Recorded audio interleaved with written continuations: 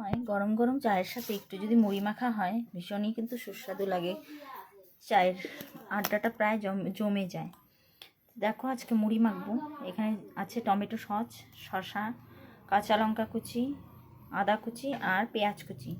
সবগুলোকে ভালো করে কেটে নিয়েছি। এখন দিয়ে দেবো, এখানে নিয়ে এসেছি একটা চানাচুরের প্যাকেট। চানাচুরের প্যাকেটটা এর মধ্যে দিয়ে দেব।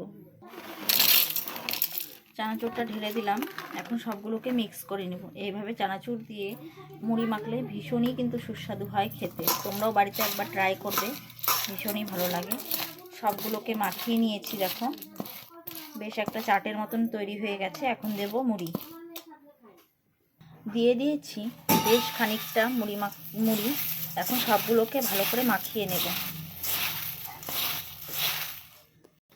তো দেখো বন্ধুরা, মাখা হয়ে গেছে। এখন খেয়ে দেখি কেমন হয়েছে। খেতে কিন্তু ভীষণই সুস্বাদু হয়েছে। তোমরাও বাড়িতে এইভাবে মুড়ি মেখে খেয়ে দেখো, ভীষণই সুস্বাদু হয়। ভিডিওটা কেমন লাগলো কমেন্টে জানিও।